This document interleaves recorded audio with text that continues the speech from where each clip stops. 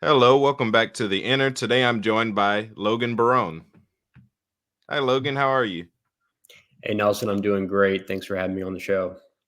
Glad to have you. If you could introduce yourself to the audience. Yeah, so my name is Logan Barone. I am an author. I have a YouTube channel where I make weekly videos. I write blogs, and I just love mystical spirituality. I love meditation, and I've been on a journey, you could say, for the past few years of my life. I grew up as a Christian fundamentalist, and I grew up with this passion for the Bible and wanting to become a pastor. And I thought that's what I was going to do. I thought I was going to preach and teach the Bible, the Word of God. And by the time I was in high school, I decided that I wanted to go into ministry full time, and so I started a pastoral internship. Then I went to Oral Roberts University, enrolled there, but I was a full time online student, and I was studying theology with this continuous passion of theology and evangelism in the Bible and wanting to become a pastor. But it was actually in college when I started to rethink my faith, and that's what led me down this road of mysticism. I started reading the Christian mystics, and then not too long after that, I wrote my first book, The Mystery in You, and that's kind of how I got to where I am today. Okay, that's pretty cool. So, you mentioned that it was around your college time when you begin to rethink and kind of dissolve a lot of the things that I'm assuming you were trained like the rest of us that started off Christian, that certain things were not to be reevaluated. But of course, I've seen your channel, you've reevaluated pretty much all of it. Yeah. Um, so what came first? What was the first thing that I guess you could say was foundational and you realized was flawed? Like it the hell topic? Yeah, it was a few different things. The first main thing was definitely hell, or we could say the notion of eternal conscious torment. I mean, even when I was growing up as a fundamentalist Christian and this was taught and I heard it preached every Sunday, it never really sat well with me, just the idea of it. And, I remember growing up as a Christian and going through Christian schools, hearing it at church. I remember almost like trying to ignore it whenever I would think about it. Or maybe let's say I had a friend who wasn't a Christian and they would challenge me on that. I would just try to like change the subject because I didn't want to face it. I believed in it because I was told I had to believe in it. And then I believed that this is what the Bible taught and I wasn't going to go against the Bible. Right. And so, um, but deep down, I wasn't okay with it. But by the time I got to college, that's when I started to think for myself. I started asking questions. I don't know, I got to a point where I said, I'm tired of just believing things because people are telling me I have to believe in these things. I want to start forming my beliefs independently. And at the time, I was still very set on the belief, on the idea that the Bible is the inerrant, inspired Word of God, and it's univocal, it's inerrant, like I said, authoritative. And so the only way I was going to change my mind about hell at the time was if I could somehow read the Bible, study the scriptures, and find that the idea of hell is not taught in the Bible, at least as I was being taught it as this place of eternal conscious torment. And as I started doing the study, and the Greek and the Hebrew, and there's the four words that have been translated to the English word hell. And then I went through many other uh, ideas about hell, as far as sayings that we find in the Bible that have been used to support the idea of hell. I went through it all, and then I did a church history study, and I got to a place where I said, this is not in the Bible, at least the way I was being taught it, as this place of eternal conscious torment. And then eventually I ended up, I actually wrote my senior paper as a refute against eternal conscious torment.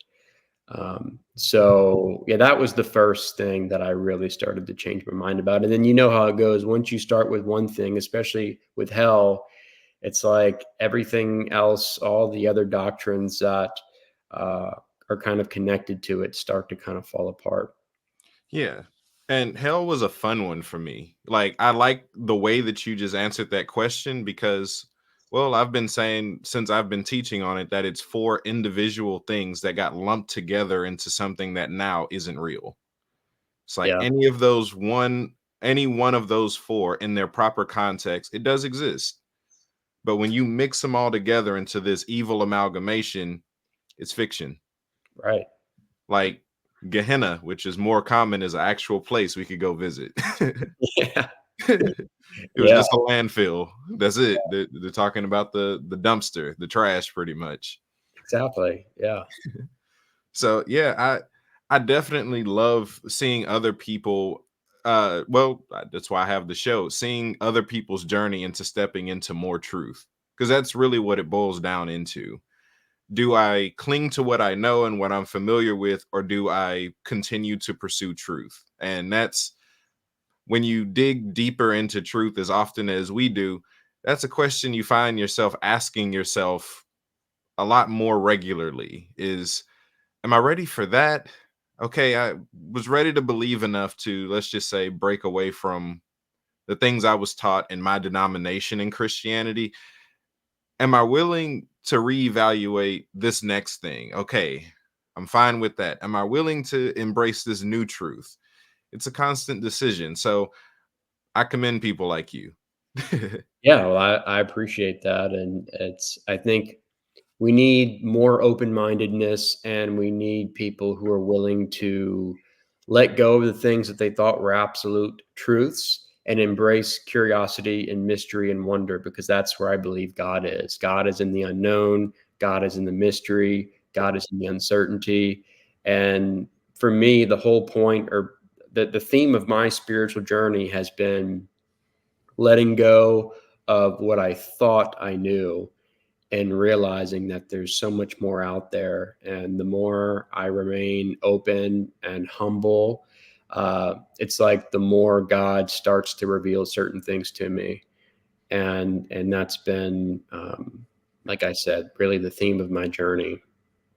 Yeah. And something that I found out, which is shocking to people when they hear me say it, is that a lot of pastors and leaders actually agree with us.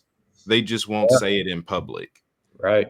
So, Right. my question to you is, why do you think that they know the truth in private and will actually, you probably get messages like me where they're like, thank you, keep teaching. I love that you sharing the truth, but they won't say it in public and they'll actually continue to teach the lie that they know about in public. Why do you think that is? Yeah, I think there's many reasons for that, but I think the main reason is because there's this belief that if I change my mind and if I start teaching something different that really goes against what I've been teaching for 10 years, 20 years, 30 years, then my congregation, then my audience, then the people that have been listening to me will no longer trust me, and they won't be able to hear what I'm saying. They'll be confused, etc. And so that's the belief. The belief is if I change my mind, then I won't be trusted anymore. But I have found that it's actually the opposite. Hmm. I know for me personally, when I hear a teacher say something like, I believed this for this many years, decades, and then I changed my mind and I started teaching it differently from a different perspective. That makes me want to trust that person even more. Why? Because I know that they're being honest with themselves. And I know that it's only healthy for us to change our minds and to grow. And as we go along in the journey, we're going to start to see things from a different perspective. That's how it should be. But nowadays, like, when I'm listening to certain teachers and I hear a teacher say that they've believed the same thing for their entire lives, or they've been teaching this certain doctrine for 30 years, to me that's like a red flag. To me that's like, well, how in the world have you not had any change of perspective, and how have you not changed your mind on whatever you're teaching? Because again, this is the natural I think, path of any kind of teaching, any kind of teacher, is the willingness to change their minds about what they once believed to be absolutely true. And then the next step with that is being able to, you know, in front of your audience and in front of your congregation, admit that you were wrong about something. That takes a tremendous amount of humility. But yeah, to answer your question, I think it goes back to fear, and it goes back to this misconception, this belief that I won't be trusted anymore. But it's the opposite, and I think that's something that you and I are both noticing, in ourselves and in others, in other teachers. Yeah, because underlying truth is that most of us saw the flaws always. We were just taught we weren't allowed to speak on them. So whether the whistleblower in this case is the person who used to teach it or someone who used to believe it, that's an inspiration in general because we were already thinking it. Right.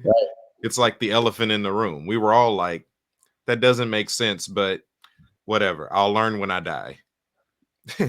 Let's not think too much about it. I'm Right. supposed to believe God, not question God. That whole idea. Yeah, right. Or I've heard people with the hell topic, they've said things like, I get what you're saying, it makes sense, but I'm not going to take a chance because I don't want to not believe in hell and then come to find out hell's real and then that's where I'm sent forever.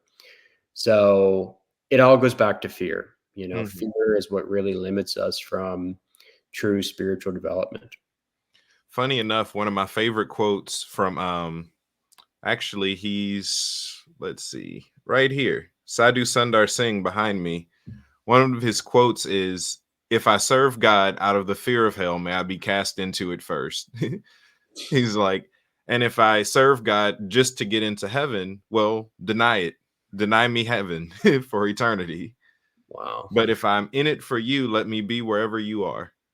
It's been one of my favorite quotes. Is just back to that intimate relationship, which actually leads into where I wanted to go next. Is talk about the process of developing that unity and oneness with God directly. Yeah, I think, growing up as a Christian fundamentalist, I was rooted in separation consciousness. So, what does that mean? That means that I viewed myself as a separate ego, and I was separate from God and separate from everyone else. And I thought that that was ultimate reality. I thought separation was the ultimate truth, and that the whole point of my spirituality, the whole point of my faith was to somehow get to God someday. And God was this distant deity up in the sky, up in the heavens, or it was all about getting God's presence to come down from the heavens. And that was accomplished by going to church, praying, worshiping, fasting. There was all these different things that I believed that I had to do in order to get God's presence to come and fill me. Or again, the other hope, the other belief was that once I die and go to heaven, then I'll finally be in the presence of God. So that's where I came from. But when I went through that season of deconstruction, when I was in college, I didn't know what the next step looked for me on my spiritual journey. I didn't know if I was going to continue to be a Christian. I didn't know if I was going to start studying some of the other traditions and join another religion. I didn't know what was next. And instead of like making that quick move to go and find some kind of new theology or new doctrine or new religion to adhere to, I really took some time during the deconstruction season when I was going through a dark night of the soul to learn how to meditate, learn how to get still, learn how to just be. Because really, my whole life, especially in ministry, I was just doing, doing. It was very works based, and I didn't really have enough time to rest. But during that season in college, when I was going through deconstruction, like I said, I made it a point to kind of get alone and find time to rest, find time to be still. And then I started learning about meditation. Now, as it turns out, um, I had many misconceptions about meditation. And so there was a lot of unlearning to do. And when, you know, with meditation, I'll just say this, there's a lot of different ideas about it. There's a lot of different teachings on it, but what I found during that season of my life, before I even started studying meditation for what it really is, the correct way we could say, what I realized was that meditation is a very unique practice. You have to find what works best for you. The whole goal is to experience oneness with God, or to be fully absorbed in the present moment. Or we could say the whole goal of it is to transcend the analytical thinking mind and enter into the heart space, because I believe that's where the divine is. That's where God dwells, in the depths of our being, in our heart. And so meditation is just the method, it's the modality that gets us from the headspace to the heart space. And like I was saying, just in my own unique way, I didn't even know how to meditate correctly. I just started practicing the presence of God. I actually read a book um, on that from one of the Christian mystics, Brother Lawrence. One of my favorites. Yeah, yeah. So that was one of the first books I read, one of the first Christian mystic books I read, and I just started doing that in a very simplistic way. And I started having some amazing experiences. I started to, for the first time in my life, I started to feel God's presence from within, instead of trying to seek and search for it out there somewhere externally. And this presence was really ineffable. So I can try to explain it with words, but ultimately, words will never encapsulate what was going on in these experiences. And so the best way I try to describe it is just the feeling of unconditional love, just all throughout the body, all throughout the whole, the heart, in the depths of my soul, within me and outside of me. I felt like my energy body, or my vibrational frequency, was expanding beyond my physical body. And just, yeah, immense peace and joy, and then ultimately bliss. And it's almost like my sense of being a separate self, my sense of just being an ego, started to dissipate. And all of a sudden, I went from separation consciousness to a degree to unity consciousness, and I could feel and experience this oneness with God and with everything around me. And it was almost like, for a moment, the veil of separation, the illusion of separation, was removed, and I could see what reality was all about. Now, the reason I say that, and for me, this is really important, because I don't think union with God, or the experience of unity consciousness, is really, it's not something that we attain or achieve. It's something that is, to me, it's ultimate reality. And meditation for me was just a way for me to transcend the veil that prevents me from experiencing that reality all the time. So when I'm in my analytical thinking mind, when I'm living from the ego, I'm living from a place that's preventing me from what is. And so um, that was one of the things that I realized without anyone actually telling me that or teaching me that during that season of my life. And that was that oneness with God, union with God, God being in me and me being in God, was something that always is. I can't make it happen. I can't earn God's presence. I can't attain God's presence. God is inherently within me. I just have to wake up to it. I have to realize it. And for me, meditation was the method. It was the path for me to realize what's always been true. So yeah, that's how I answer the question when people ask me about oneness with God. It's something that um, it can be experienced, but don't think that in your experience that you've attained it or that you've achieved it, because it's always been that way. You just got a taste of ultimate reality. And from that, and to me, the way you know you've experienced oneness with God is afterwards you experience immense transformation. You walk away from the experience a changed person, and the fruit of your life reflects that. I like that. It reminds me, like, I've heard similar, I guess you could say, comparisons of the consciousnesses where you have unity and separation. I've paralleled it to Christ consciousness versus sin consciousness, where they're pretty much the same thing. You have one consciousness that unifies all people and brings us into the ultimate reality, the truth about who we are and where we are. You have the other that puts an imaginary distance between everything. Right. God's separate, we're separate, the animals, the plants, everything is separate, everything is a threat. It's the illusion of separation. That's exactly what it is. Yeah. And Hinduism, there's a Sanskrit word called Maya, Yeah. and that's something that I've talked about and I've written about because we find that this whole notion of the illusion of separation is very ancient. You know, people hear it and they say, "Oh, that's new. That's New Age," and I'm like, "No, read the Vedas, read the Upanishads. This is ancient stuff." Yeah, I believe it's one of Vishnu's titles, which is like Narayan, which means the one who destroys illusion. Yeah, yeah. So you mentioned Brother Lawrence, as I said, that's one of my favorite people. Who've been some of the other mystics that you've studied that you find as like heavy inspirations? Like you can see behind me, I have my wall behind me, but And I love that. There's something, I think there's something profound to having pictures of teachers, saints, sages, mystics that we look up to.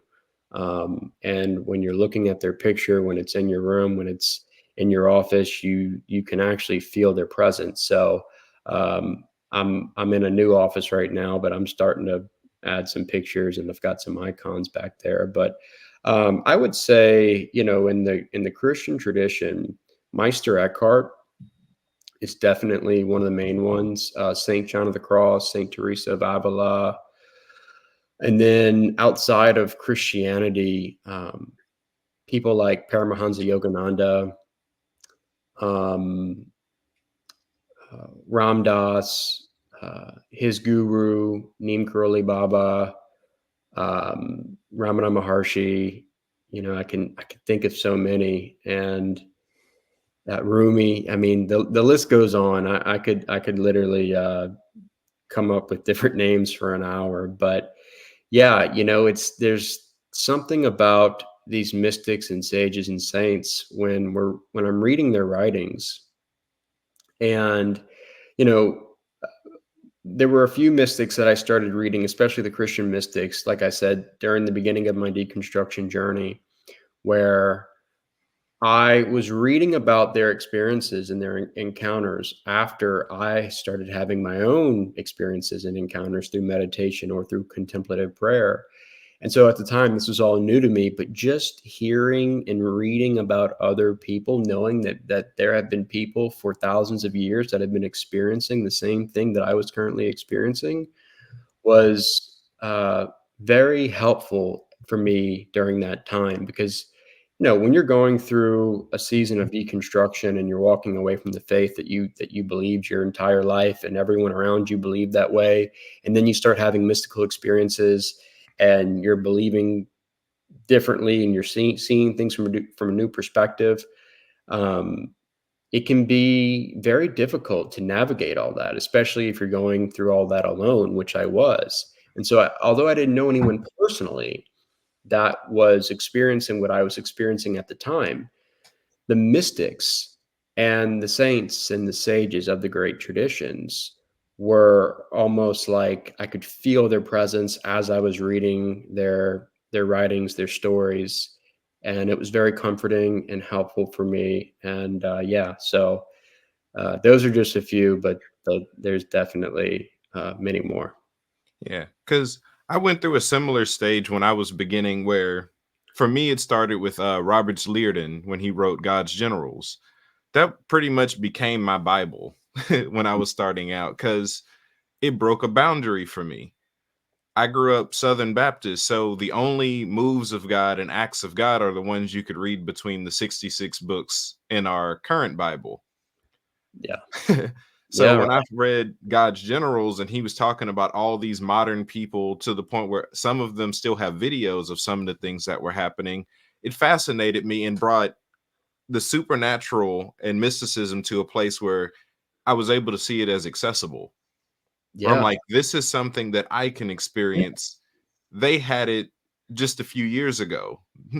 The remnants of their work is still around today. This isn't hard. This isn't for special people. This is for people who want it. It's a choice.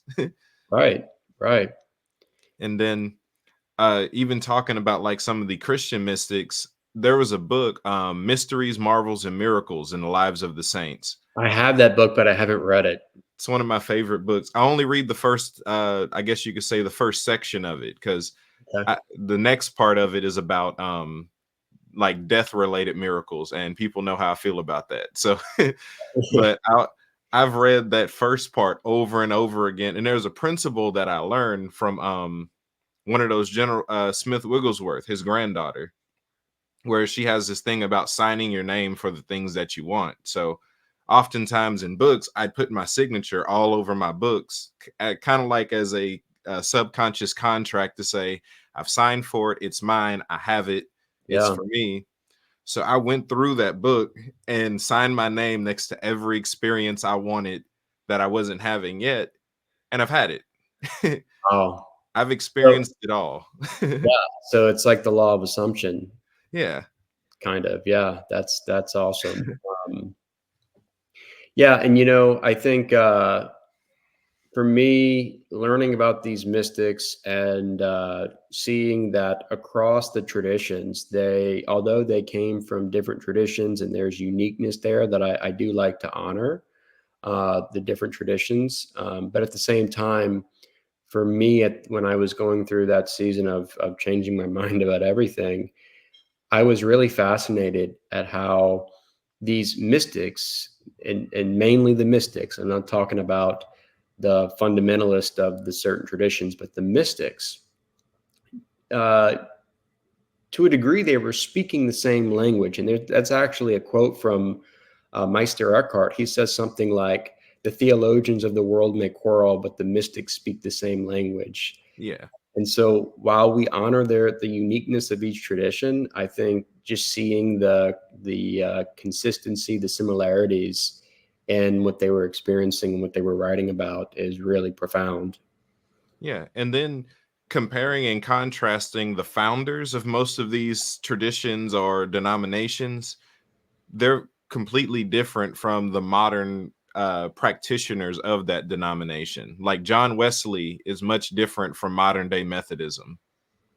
Right. Even charismatic church is much different than Kenneth Hagin was. Yeah, sure. Well, shoot, Christianity as a whole is much different than Yeshua actually was. So great comparison there. Yeah. Yeah, exactly. That's a great point. So what do you think actually leads to the disconnect between the founder and the followers, let's just say a few decades later? Yeah, I don't know exactly what leads to it, but I do know that that's a pattern, that's a historical pattern, and we see that with just about every tradition. We certainly see it in Christianity, where the founder of the tradition has a message, has a goal, and normally that is one of love and compassion and inclusion and unity and like good stuff. But then somehow that message ends up getting distorted, like you said, by followers of that individual, normally a couple centuries after that person lives. And I think what starts to slip in to the movement, to the birth of a new religion, of a new tradition, is this egoic us versus them mentality, where it's like the religion becomes a tribal thing, and it's all about establishing this religion, this new movement, as the in group. And the way the members of the group establish themselves as the in group is by demonizing and putting down anyone else that doesn't go with their theology or their doctrines or their creeds. And so we find this in Christianity, especially in the early church, but we find it in other traditions as well. So I think, yeah, I don't know if you want to call it a spirit, if you want to call it a consciousness. I tend to see it as a level of consciousness, as a collective consciousness that ultimately overtakes the members of that group. They lose sight of the original purpose and the whole goal of why it was started. And like I said, it becomes an ego thing, it becomes a tribal thing, and then it turns into a system of control and power where fear is put on anyone else that doesn't adhere to. And that's the other thing. I'll mention this too. A lot of times when a religion, a tradition, a movement is founded, there's not a lot of doctrine. There's not a lot of dogma that starts that movement. Typically, it's very simplistic. Like when I look at Jesus, I think if we want to say Jesus had dogma, or if we want to say Jesus was creating doctrines, commandments, it was very simple. It was centered around love, loving one another, loving God, loving your enemy, forgiveness, mercy, peace, justice, right? But yeah, this when you have a group of people that get together after someone starts a movement like that and they start to add their own beliefs and doctrines to it, then eventually, this is the historical pattern. Eventually, it does turn into group narcissism. So that's what it is. That's the end result. And like I said, I don't know exactly how it gets from A to B. I don't know how and why that is. Why does that tend to be a historical pattern, a consistent pattern among many of the traditions? I don't know, but um, we can find it in almost any tradition. But I think we can definitely find it in Christianity more than most traditions. Yeah. I like the answer that you gave, just that it comes from eventually being, it comes from a group pretty much living from their ego Yeah, eventually, even if it doesn't start out that way. Because, like we've established, the founder or who eventually gets labeled as the founder of a thing usually has nothing to do with the followers after a certain time period. They just kind of get used as a mascot. Um, correct, correct. but something that I found interesting is that most of these, what we now call movements, were more so just things that were created in spite of the religious control that they were facing in the time. And they was like, no, we're not going to mistreat people. We're going to love people. No, I'm not going to be your man of God. You can hear God yourself. You are God. That's their message. And then they die and they're like, well, we found ourselves a new mascot. You're exactly right. Let's create the complete opposite of what they wanted. Now that they're not here to stop us. Yeah, why does that keep happening? What do you think? What are your thoughts on the why behind that? I think it's because of what spirituality attracts, in the sense that for the most part, if we're talking about healers or just the idea of being a help, well, you attract wounded people. So when the people who are doing the helping leave, all that's left are the wounded people, the people that still need that help. Mm, Like moths to a flame, when the flame leaves, you still have moths. mm, So they then begin to eat on what was left. It starts to break down and decay. That's kind of the way I see it, is that yeah. I like the way Justin Abraham said, moves of God keep dying because we keep dying. I Yeah, and then, once that happens, and the next thing that happens is external influences, and we see that in early Christianity, right? So I think a big reason why Christianity got to what it was or got to what it is today is because of the external influences, especially early on. yeah, For example, with the Roman Empire in the fourth yep, century, with this whole, that making Christianity a systematized, organized religion, when I don't think that that was Jesus's intention from the start, to yeah, form another organized, institutionalized religion. So yeah, I mean, there's probably there definitely are many variables that go into it, uh, yeah. but um, yeah, So a question I'm interested in. You've gone through, you've kind of told us a bit about your journey, you starting out as Christian and then just branching out into spirituality. I'm sure you've struggled, at least socially, the same way I have, where people will ask you, "What are you?" Yeah. How have you been handling that question of "What are you?" without, because I know there's the somewhat fear of being labeled like a warlock or something like that by some of these different groups. It's like, oh, they're in spirituality, but it's not Christian. Oh, it's demonic. How have you been handling the "what are you" question now that you're no longer Christian? Yeah, I actually wrote an entire blog on this at the beginning of this year, and it was a pretty lengthy blog, but that was the whole point of it. It was to say that I said it from the very beginning that I think trying to identify someone with what they believe in can be challenging. And for me, I don't think it's the best way to identify a person.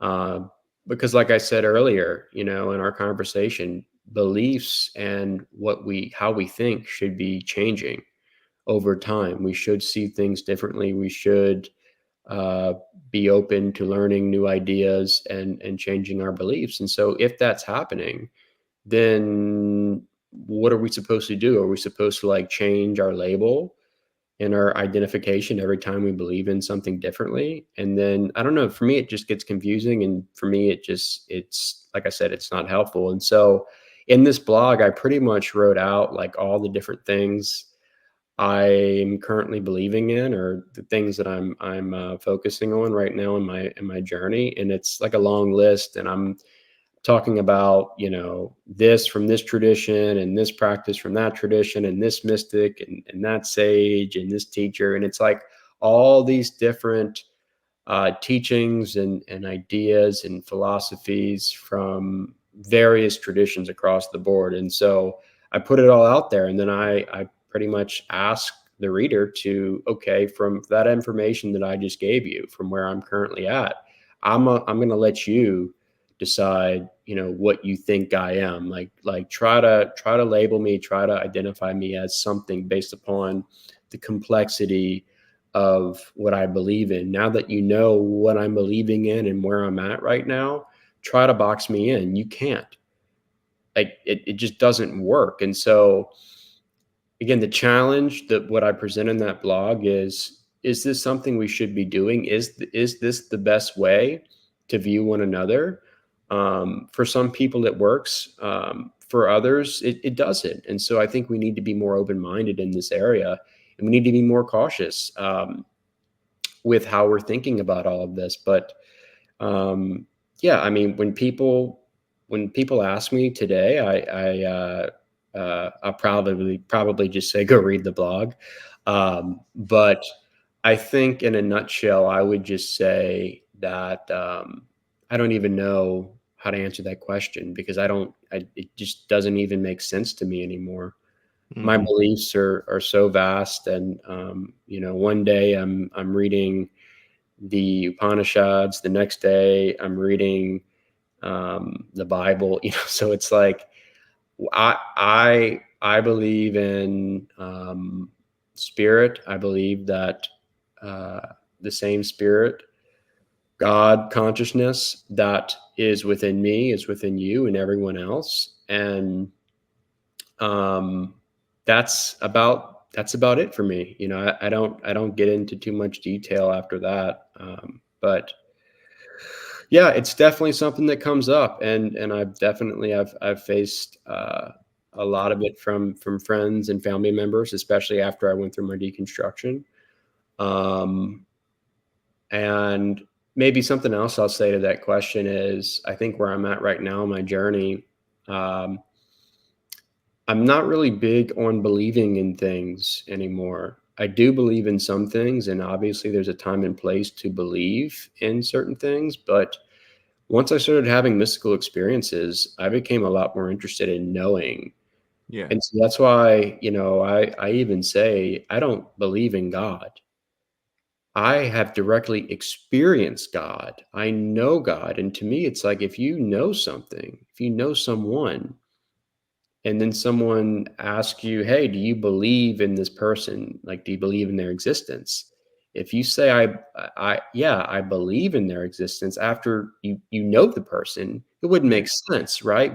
So where does belief come in with that? I don't know, but right now, um, I I've examined and I've gone through many different beliefs and ideas, and like I said, I'm more interested in direct experience and knowing right now. Yeah. I understand that because even back when I was a Christian, I couldn't be labeled by any of the denominations because I was studying all of them. I was studying the Baptists and the Pentecostals, and I was studying Kojic and the Charismatics and the Catholics, and then the Quakers, which are way cooler than I thought they were. Yeah, Uh, like I studied so many groups, it was like you can't label me in this culture. So when I left I understand it got hard for us to really be tied down to any one label. yeah, Oftentimes, I've noticed people only ask that so they see more so they're deciding how they should treat you. exactly. It's like if I think you're a Christian, I can treat you well, but if I think you're something else, I need to. This might give me a pass to mistreat you, Correct. It's and judgment comes. sadly, that often comes from Christians. Correct. Correct. Yeah, the ego needs a way to judge and categorize and label. And so that's where that question ultimately is coming from in the realm of religion and spirituality. When we start trying to ask people, what are they according to their beliefs? You just said it. It's the ego's need to know and then to ultimately judge based upon the answer. And so that's another reason why I don't answer that question or I don't Yeah, give a direct answer because it's just, to me, it's not the way to go. It's the least helpful way to have conversations that we need to be having about beliefs. yeah, because it becomes a game of keywords. They're not actually Yeah. asking to know you or figure you out. They're trying to see if you'll trigger any of their triggers. Yeah. Yeah. That's exactly right. Because if it's like, oh, I'm a mystic. Oh, I have an idea that says all mystics are witches. Exactly. Preconceived notions. Yeah. Even if I know that's not the definition of a mystic. Mystic is what most people are, or at least are trying to be. Especially if they found themselves in religion. Most people are trying to be mystics or they are one. But the term itself isn't accepted all the time. Right, right. That's with any so many of the different terms in spirituality, you know. But yeah, So we've talked a bit about the Christian circle. I want to pick your brain a little bit concerning the Hindus because I've studied them a fair amount. I'd probably say I've given them a good third. mm, I've studied a good uh 33%. Nothing too major, but what have been some of the major keys that you've been able to pick up just from I guess you could say involving yourself or immersing yourself in their culture? yeah. So I think, kind of like we were saying earlier, with any tradition, you're going to have two main sides. You're going to have the fundamentalist side, and then you're going to have the mystical side, right? And so when I started to become interested in Hinduism, I found that pretty quickly to be true. And I remember too, kind of growing up as a Christian, there were so many different ideas that were tossed around about the Eastern traditions, especially Hinduism. And, we were taught that, oh, they've got all these different gods and the gods are demonic and, Kundalini is demonic and yoga is demonic. And so I was trained, and I'm not saying all Christians are like this. I'm just telling you how I was trained as a Christian, as a fundamentalist. I was trained to pretty much demonize anything that was unfamiliar to me in my tradition, my group, and my interpretation of the Bible. So, yeah, going into it, I had all these really horrible preconceived notions about what I thought this tradition was all about. And to be honest with you, when I started getting into mysticism, I didn't approach Hinduism as, oh, I'm going to study this religion, I'm going to study the tradition. But it kind of pulled me in the sense of I started to read many of the Hindu mystics. many of the yogis like Paramahansa Yogananda.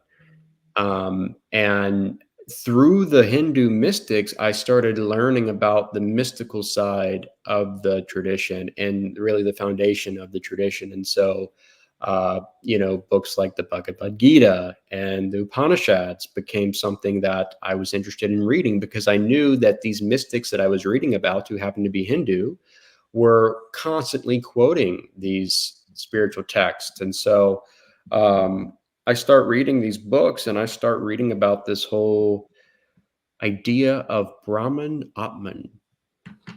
And when I find out about this, I'm like, okay, something about this is deeply resonating with my heart, with my soul. And I like how it's really not dogmatic. And with Brahman, it's, using the word God for Brahman isn't even, to me, I don't think it's the best way to describe it, because God, for me, coming from my past, my tradition, is a deity, um, and this is going back to terms and the different definitions and ideas that people have about different terms, especially in spirituality. But when I started learning about Brahman as this infinite, eternal, ineffable, pure consciousness of ultimate reality, what that did for me was it helped me to understand that, there are certain scriptures, verses, sayings from even the Christian mystics or from the Buddhist mystics who have experienced unity consciousness, that have experienced oneness with God, and they'll put it in their language using, certain words from their tradition, but they're all ultimately talking about the same thing. But with Brahman, the interesting thing about it was, with Brahman, it's Brahman Atman, right? And so Brahman, like I just said, is that infinite source of all life that is within everything. And then it's almost like, yeah, but there's Brahman in each one of us, and that's the Atman. So in a way, the Atman's like the localized Brahman of each being, but there is no separation there, and it's not like, there's a God up there, and then you have your spirit, but your spirit's separate from God and everything else. And so I guess what I'm getting at is, through the ancient writings and teachings of Hinduism that we read about in the Vedas, it helped me to understand from I guess you could say, a theological standpoint, but I guess more of a spiritual standpoint, about the truth about the interconnectedness of all life, and how there is one consciousness, or whatever you want to call it, one spirit, one God, one being. Through this Hindu tradition, the mystical path of Hinduism, what I learned was that God is not a being, but being itself, infinite being. And then, like I was saying, we can find verses that kind of point to that, like in Acts 17, when Paul says, and he's quoting one of the Greek philosophers, I think, here, when he says, "In God we live and move and have our being."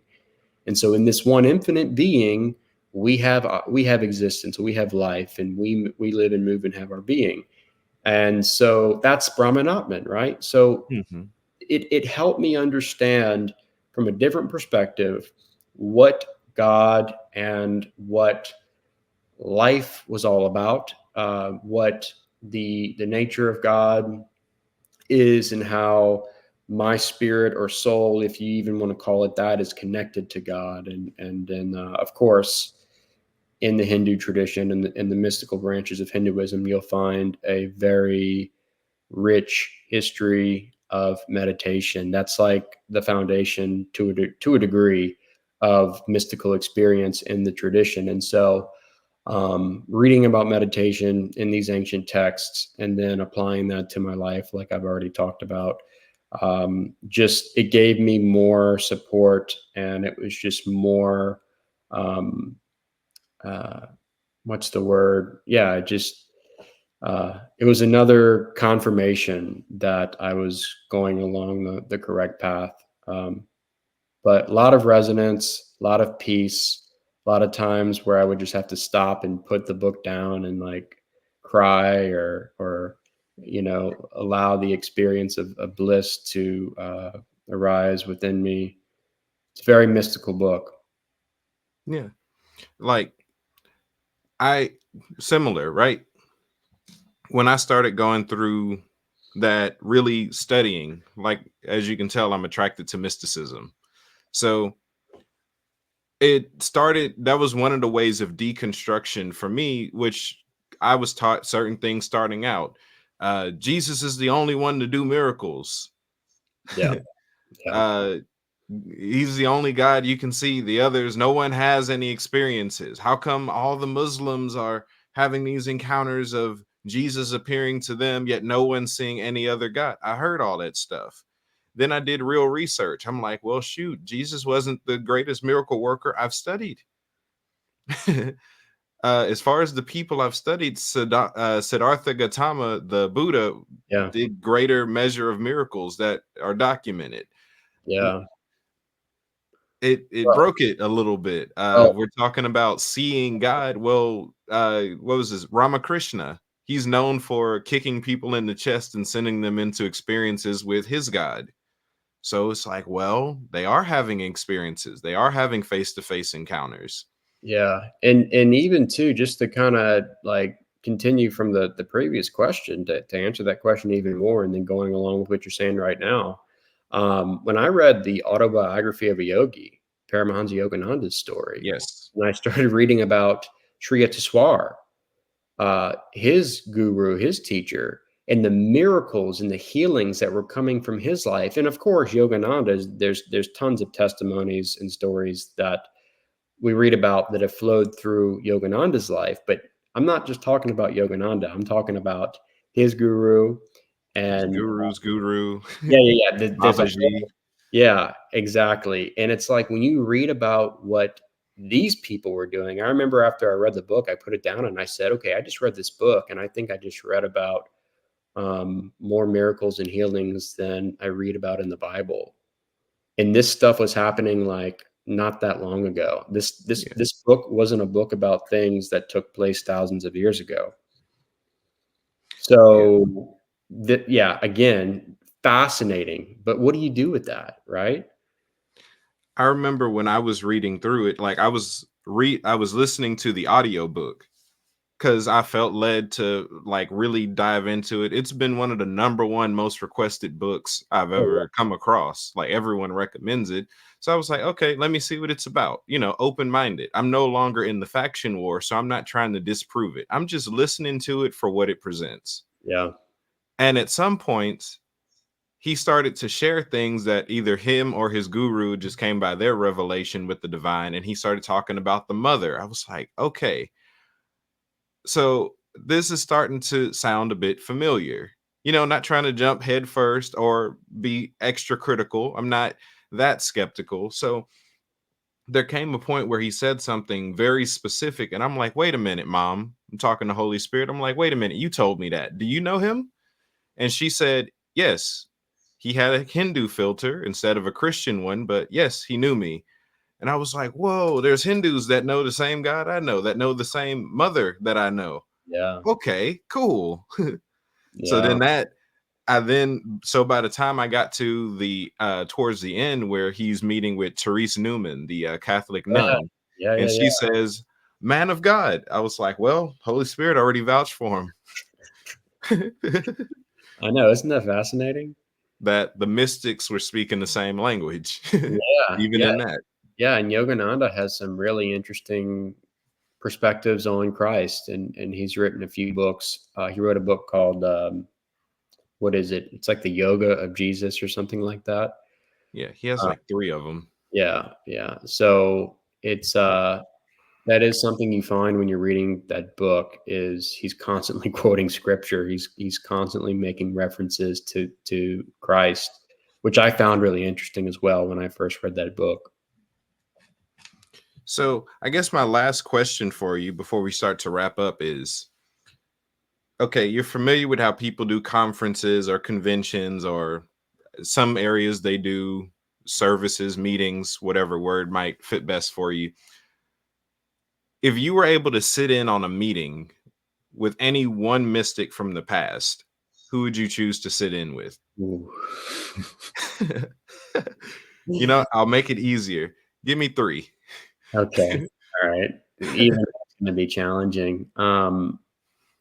For whatever reason, I've always felt, uh, very connected to Ram Dass.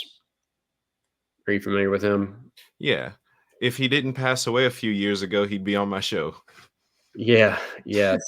So, don't really know exactly what it is, but when I started listening to him, reading his books and his story, something about it, like I said, just deeply resonated with me, and the peace and the love and the compassion that started to surface up from within me because of just reading his books and listening to his talks. Yeah, it really changed my life. So I would say Ram Dass, but I don't know if would you consider him? Yeah. I would consider him a mystic for sure. Yeah. Especially coming under Neem Karoli Baba. Yeah, definitely.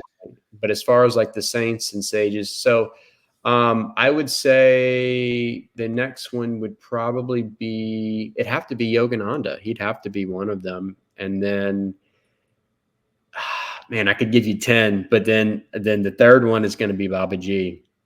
Yeah. Babaji's a good choice.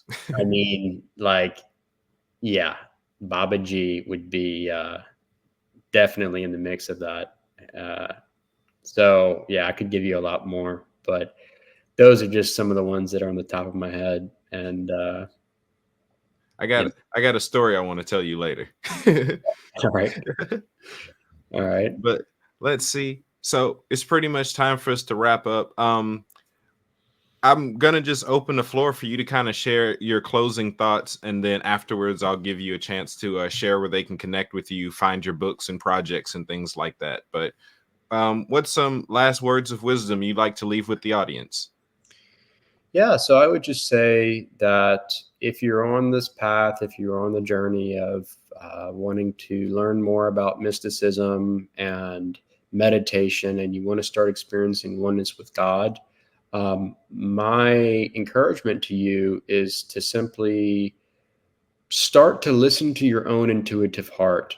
If you are someone that has been, maybe you were brought up in some kind of religion, some kind of fundamentalism, and you've been trained to only listen to external voices, whether it was external voices from a minister, uh, or external in the sense of a book or a list of rules and commandments, my encouragement to you would be to start learning how to meditate, learn how to get still, learn how to go within, and learn how to, like I said, get in touch with your own intuitive heart and allow that inherent wisdom within you to guide you along the way. And I think you are going to be amazed at what starts to unfold in your life once you take this path, because it truly is. It's fun, it's exciting when you wake up to the divine presence within you, and then you start to see and experience that same divine presence in everyone else. I mean, it produces immense transformation in uh, in our lives, and I think it's ultimately what Christ came to reveal, and what He said was possible for anyone. He says that we can do the same things He did and even greater.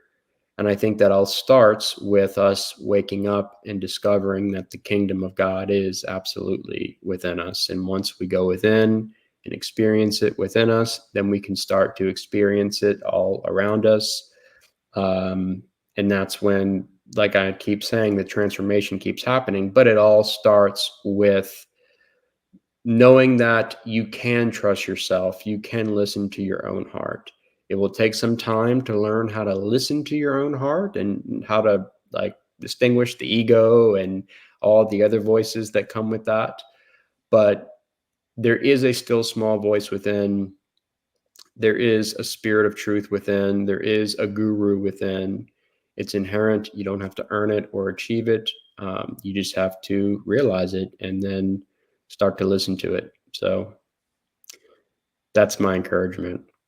That's awesome. So where can people find you? Where can they connect with you? Your books? Yeah. So I have a website. It's just loganbarone.com. I also have a YouTube channel where I post weekly videos, and I'm on Facebook and Instagram, and it's just Logan Barone. Awesome. Well, Logan, it's been great having you on. Yeah, this has been a great conversation. I love having discussions about this. I don't have enough of them, so really appreciate it. Awesome. Well, that concludes this episode of The Inner. Until next time, y'all be blessed.